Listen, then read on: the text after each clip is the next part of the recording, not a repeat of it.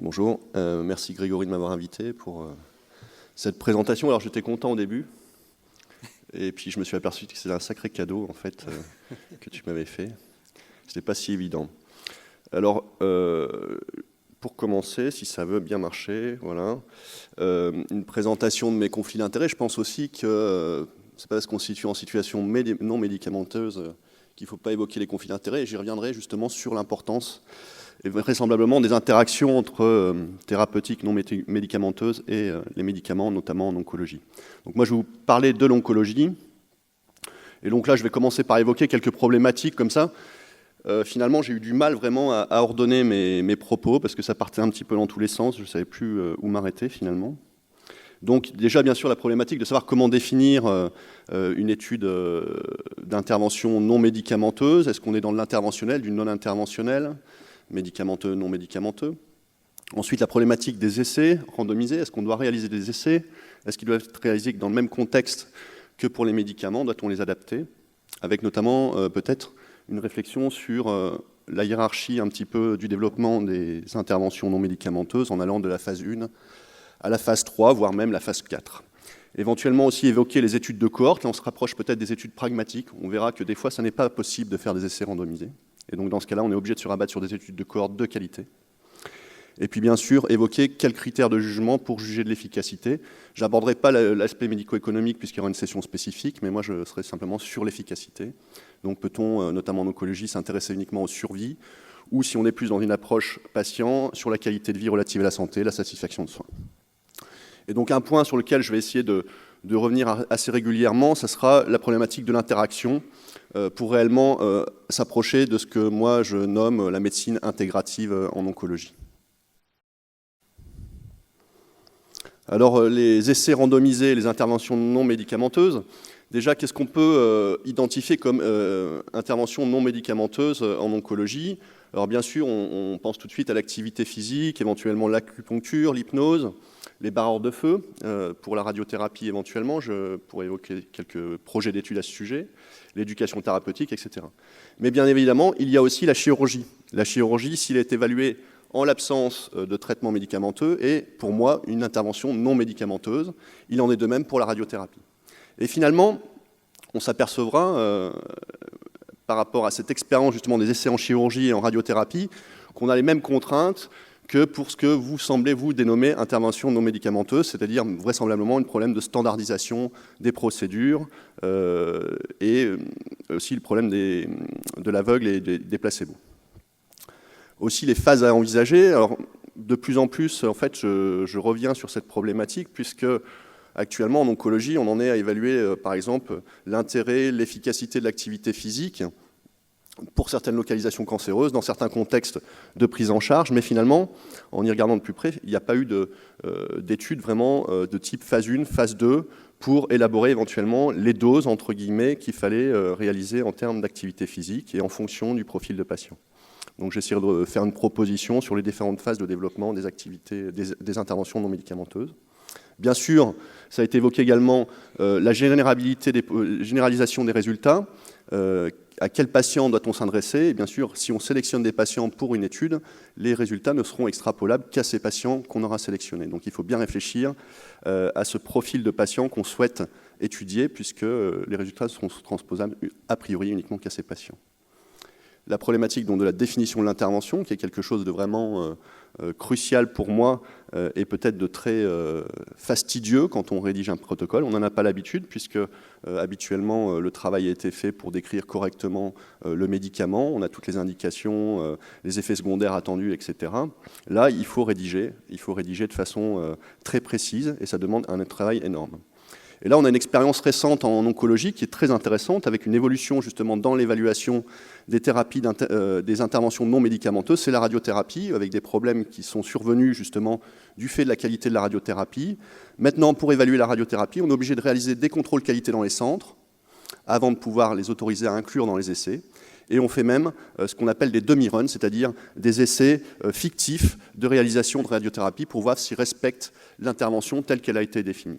Alors peut-être, que ce serait une des voies à envisager pour les évaluations des interventions non médicamenteuses. Problématique de randomisation. Habituellement, dans les essais, on randomise plutôt sur le patient, l'individu. Peut-être que pour les interventions non médicamenteuses, il faut envisager des randomisations en cluster. Et quand il y a des problèmes d'éthique ou éventuellement des problèmes de participation des patients, d'évoquer des randomisations de type méthode de Zelen. Et je reviendrai dessus. Alors je reviens là sur la qualification des interventions non médicamenteuses, non pharmacologiques. A priori, est-ce qu'on peut considérer toute action à visée de prise en charge ou thérapeutique qui ne ferait pas intervenir un clinicien comme étant une intervention non médicamenteuse? Pour moi, je ne pense pas, hein, je vous dis objectivement, je pense qu'il faut rebasculer la chirurgie, la radiothérapie dans ce champ, à la condition que ça ne soit pas associé à des thérapeutiques classiques. En oncologie, on trouve bien sûr les soins de support, hein, donc ce que j'évoquais, activité physique, intervention des psycho-oncologues, mais il y a aussi tout ce qui relève de l'organisation des soins. Je vous donnerai un exemple à ce sujet, et des services. Et donc la question que j'ai voulu évoquer, c'était existe-t-il une différence avec les essais thérapeutiques classiques? C'est pas forcément si évident que ça, finalement.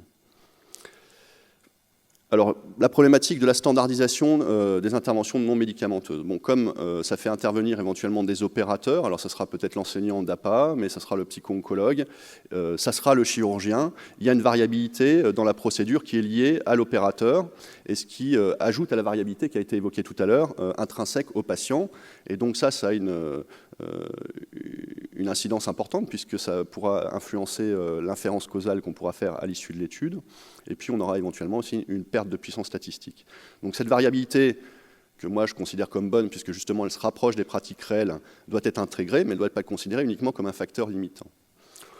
Il y a le problème de l'effet dose, et ça c'est peut-être moins vu, hein, quand je regarde les activités physiques finalement, qui ont été évaluées, on est sur des doses, on va dire, pour moi que je qualifierais normales, mais est-ce que l'intensification, alors j'ai vu qu'il y a une revue de littérature que Grégory a faite sur la notion d'intensification de l'activité physique, qui semblerait négative, mais à mon avis ça a mal été jugé initialement, et il n'y a pas eu, comme on fait pour les médicaments, des escalades de doses pour tester un rapport bénéfice-risque optimal quant aux activités physiques.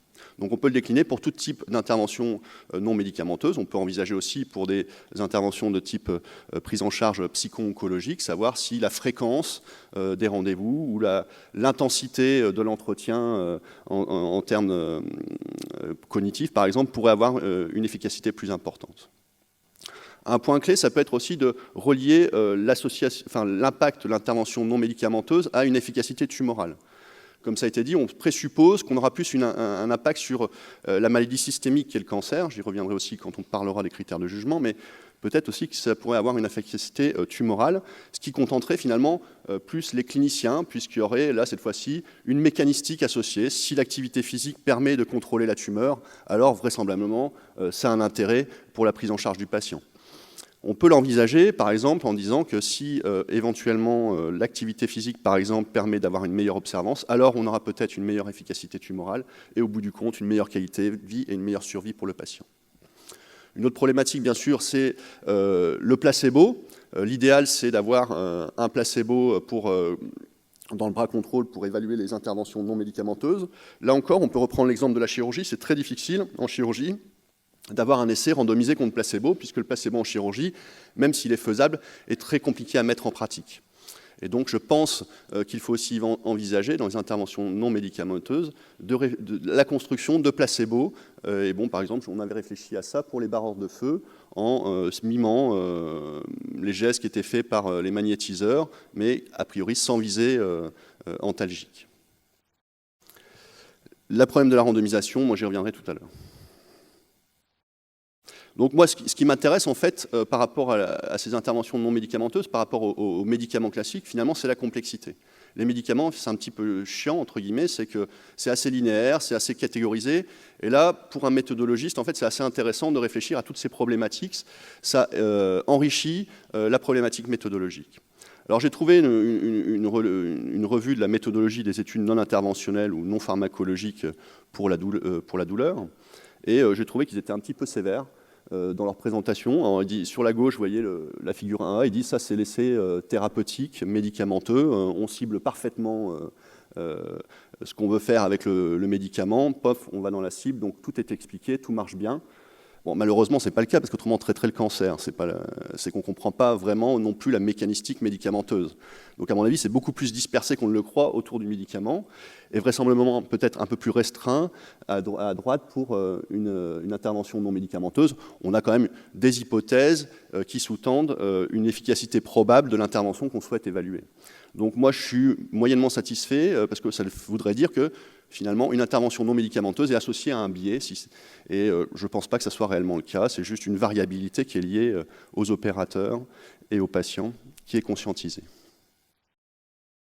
Alors les typologies d'études, là c'est pour faire un bref rappel des outils dont on dispose globalement pour faire des études d'épidémiologie clinique, dont les essais thérapeutiques. Donc là, nous, ce qui nous intéresse, c'est qu'on cherche à faire l'inférence causale, donc on va plutôt aller sur des études explicatives. On va chercher à maîtriser le facteur qu'on souhaite évaluer, donc par exemple, activité physique versus pas. Et donc on peut faire une étude dite expérimentale, c'est le gold standard, l'essai contrôlé randomisé. Mais il y a les études quasi expérimentales, type avant-après, ici, ailleurs. Et puis les études observationnelles, j'y viendrai rapidement, sur les études de cohorte, exposées, non exposées, ou des études de type cas témoin, à mon avis, qui ont toute leur place également pour évaluer ce type de problématique. Alors le dogme, c'est ça, mais il y a une explication. On a deux possibilités, soit faire un essai randomisé, parce qu'on va contrôler en fait ce que décidera le médecin quant à l'affectation du bras qu'on souhaite, de l'intervention qu'on souhaite évaluer. Si on laisse faire le médecin, forcément, s'il a une espérance dans l'intervention, peut-être qu'il choisira préférentiellement des patients avec un meilleur profil pour le bras APA, par exemple, et qu'il mettra les patients avec un moins bon profil dans le bras sans APA. Et après, on ne pourra pas faire une conclusion avec une certitude importante quant au résultat de l'essai. Mais on peut envisager quand même des essais pragmatiques, ça a été évoqué, qui puissent répondre à des problématiques de type évaluation des interventions non médicamenteuses, notamment en élargissant les critères de jugement, en réalisant un suivi moins intensif de ce qui peut être fait dans un essai thérapeutique type pour une chimiothérapie, ce qui permettrait éventuellement de favoriser la faisabilité de ces essais. La méthode de Zelen, je ne sais pas si vous connaissez, mais en gros, imaginons que l'absence d'activité physique fasse partie des pratiques. On peut envisager éventuellement de randomiser les patients avant de demander leur consentement. S'ils sont dans le bras activité physique qui n'est pas encore un standard, alors on demande un consentement au patient. S'il est dans le bras dit standard, c'est-à-dire sans activité physique, on informe simplement le patient qui sera suivi dans le cadre d'une étude, ce qui permet éventuellement d'accélérer les inclusions dans l'étude et de permettre une plus grande acceptabilité, finalement, de la participation de l'étude, puisque si vous-même, vous êtes patient, on vous dit que vous avez le choix entre activité physique versus pas d'activité physique, peut-être que ça ne va pas vous intéresser de participer à ce type d'étude, puisque vous aurez peut-être une espérance quant à l'efficacité de l'activité physique. Ensuite, le développement des INM. Alors moi, j'ai essayé de revenir un petit peu sur la partie phase 1, à quoi pourrait servir une phase 1 pour des INM. Alors à mon avis, ça doit déjà permettre de construire et de valider la faisabilité de l'intervention qu'on souhaite évaluer. Par exemple, construire une activité physique en testant différentes fréquences, différentes doses, différentes intensités. Ça permet aussi d'envisager d'adapter ces interventions non médicamenteuses aux patients. Il est vraisemblablement peu probable qu'une intervention soit vraie pour l'ensemble des patients. Ça peut dépendre du sexe, de l'âge, d'autres caractéristiques plus liées à la pathologie, etc. Donc il faut essayer des sous-groupes, les interventions adaptées en fonction des sous-groupes de patients. Il faut évaluer les effets secondaires, parce qu'effectivement, il y a vraisemblablement aussi des effets secondaires aux interventions non médicamenteuses. Et bien sûr, évaluer l'acceptabilité. On peut construire une intervention non médicamenteuse, mais si elle n'est pas acceptable pour le patient ou pour la société, ça n'aura pas de sens à la fin. Et puis, il faut en profiter pour développer un plan de contrôle qualité, notamment à l'aide peut-être d'études qualitatives. Comment on va vérifier la qualité d'administration et de réalisation de notre intervention non médicamenteuse. Ensuite, d'un point de vue méthodologique, on peut envisager une méthodologie de type escalade de dose pour les interventions non médicamenteuses, mais vraisemblablement que ça ne sera pas toujours la méthodologie pertinente. Donc là, pour l'instant, on dispose peu d'outils pour les essais de phase 1, pour évaluer des stratégies qui ne répondent pas à cette hypothèse d'escalade de dose. En gros, plus on augmente la fréquence ou plus on augmente la dose, plus ça sera efficace et plus ça sera toxique. C'est vraiment vraisemblablement pas vrai pour les interventions non médicamenteuses. Donc ça, c'est une méthodologie qui reste à développer, qui n'existe pas. Par exemple, si on reprend les immunothérapies, elles ne répondent pas à ce schéma, on est obligé de réfléchir à des nouvelles méthodologies de phase 1. Donc je pense que c'est quelque chose à faire pour les interventions non médicamenteuses. Ensuite, si on a bien fait notre phase 1, on peut passer à la phase 2, avec, comme pour le médicament, une phase 2A et une phase 2B. La phase 2A, ça sera plus pour réévaluer la faisabilité de notre intervention. On est dans une situation de design quasi expérimental, c'est-à-dire qu'on va prendre le patient comme son propre témoin. Donc ça sera plutôt l'avant-après. Et on va rechercher malgré tout des signaux d'efficacité, donc par exemple sur des paramètres dits intermédiaires, ce que j'ai appelé surrogate markers. Donc si c'est l'activité physique, on pourra travailler sur des problématiques de fréquence cardiaque ou d'aérobie. Pour la partie phase 2 randomisée, là on cherche vraiment à s'approcher d'une première caractérisation de l'efficacité, notamment en étudiant plus spécifiquement le rapport bénéfice-risque. Et là, je pense qu'il y a une place très importante à ne pas négliger, c'est l'interaction éventuelle avec les médicaments. On ne peut pas concevoir, en tout cas en oncologie, dans le futur, des essais qui n'évalueraient pas conjointement, en fait, une intervention non médicamenteuse et une molécule, puisque probablement qu'il existe des interactions. Donc un exemple très concret que je reprendrai tout à l'heure, c'est par exemple éventuellement l'activité d'une molécule qui s'appelle le bevacizumab dans le cancer colorectal métastatique. Cette molécule, en fait, n'est pas associée pour le moment à de biomarqueurs, c'est-à-dire qui permettent de cibler les patients pour lesquels la molécule serait le plus efficace. En revanche, on s'est aperçu que la graisse viscérale était associée à l'efficacité du bevacizumab chez ces patients. En faisant une hypothèse, mais là, ce n'est pas du tout mon domaine, mais par exemple, on pourrait faire l'hypothèse qu'avec une activité physique adaptée, travaillant peut-être sur la graisse viscérale, on pourrait faire réduire la graisse viscérale de ces patients et optimiser l'efficacité du bevacizumab chez les patients ayant un cancer colorectal métastatique. Et donc là, on est en situation d'interaction. Donc pour moi, le futur des essais thérapeutiques en oncologie, 3 minutes, okay, c'est vraiment de tester cette interaction.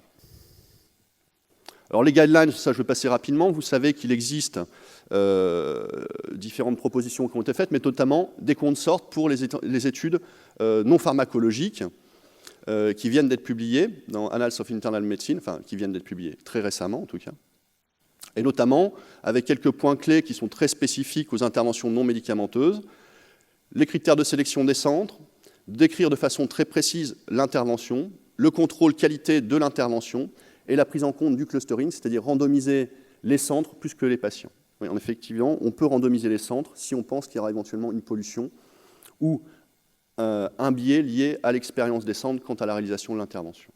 Bon, je passe très vite là-dessus, flowchart, clustering, je prends. Donc, important d'auditer les centres avant de participer à l'évaluation des interventions non médicamenteuses, créer des demi-runs, comme j'ai évoqué, au même titre que ça a été fait pour la radiothérapie, donc en gros faire une évaluation des interventions fantômes, avoir une formation spécifique, adosser des études qualitatives à des fins d'audit de qualité, et puis appréhender cette problématique d'interaction potentielle entre médicaments et interventions non médicamenteuses. Donc je passe sur les guidelines, ça on pourra transmettre. Vous voyez que pour décrire correctement l'intervention, il faut dire pourquoi, c'est le rationnel, qui va le délivrer, quand, comment, etc. Donc il faut reprendre tous ces points pour clairement décrire l'intervention. Ça a été fait notamment également de façon plus spécifique pour l'acupuncture. C'est une publication qui reprend ces éléments. Alors 2-3 exemples que j'ai eu à traiter sur l'APA. Donc là, c'est dans le cancer du pancréas, il y a un poster qui sera présenté.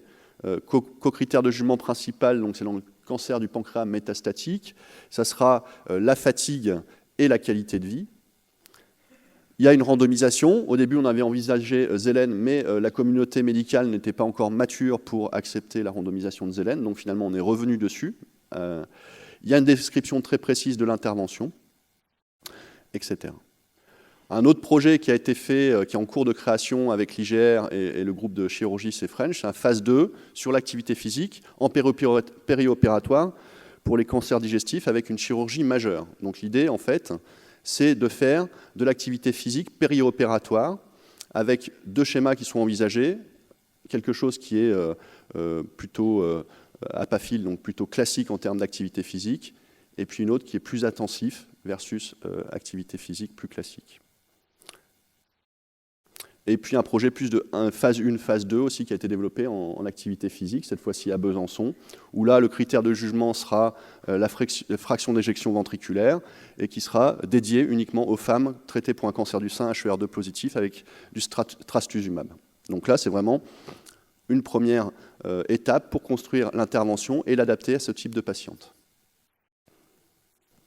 Bon, je passe le reste parce que je n'ai pas beaucoup de temps et je vais aller sur les critères de jugement très vite. Donc les critères de jugement, en tout cas en oncologie, la problématique, c'est de ne pas se concentrer uniquement sur la tumeur, même si la tumeur est importante. Et donc je pense que pour les interventions non médicamenteuses, il faut avoir un critère qui soit mécanistique, qui pourrait être la tumeur, mais aussi la faisabilité de la chimiothérapie ou d'autres thérapeutiques qui seraient associées à l'intervention, mais également un critère centré sur le patient, qui sera forcément la durée de vie et ou la qualité de vie du patient. Et donc ça, pour un essai de phase 3, pour intervention non médicamenteuse en oncologie, c'est le prérequis des critères de jugement à choisir. J'ai encore un peu de temps, ou j'arrête? Allez, je vais à la conclusion alors.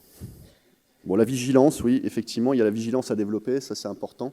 Moi, je me suis retrouvé confronté avec des études d'intervention non médicamenteuse où on nous demandait une vigilance, mais la vigilance n'avait pas été construite. Donc, pour la passation de questionnaire de qualité de vie, on m'a demandé de faire une vigilance. En gros, ça a correspondu au fait que les patients puissent déclarer un besoin de soutien psychologique, avoir ce soutien psychologique et catégoriser si c'était lié à la passation des questionnaires de qualité de vie. Mais c'est un champ complètement à développer. Voilà, je vais sur la conclusion. Si elle veut bien venir. Donc, pour développer et évaluer les interventions non médicamenteuses, à mon avis, il faut utiliser les mêmes standards pour les essais thérapeutiques. Il ne faut pas avoir de crainte et se positionner au même niveau. Et peut-être justement intégrer la chirurgie, la radiothérapie de façon conscientisée permettrait de se rapprocher de ces standards. Il faut adapter les designs. On a vu notamment que les essais de phase 1, la méthodologie purement statistique ne correspond pas forcément à l'hypothèse d'escalade de dose avec l'augmentation de l'efficacité et de la toxicité. Il faut absolument tester l'interaction avec une intervention pharmacologique, sinon on n'arrivera pas à bien prendre en charge les patients et à progresser dans la prise en charge des patients. Il faut donc faire de la médecine dite de précision, c'est à la mode, personnalisée, et donc ça passe par l'intégration de ces interventions non médicamenteuses. Et puis, je n'ai pas pu l'évoquer, envisager éventuellement, quand ce n'est pas possible de réaliser un essai thérapeutique, des études de cohorte avec un standard de qualité qui soit optimal, notamment en essayant d'apparier les patients selon les critères cliniques et sociologiques. Je vous remercie.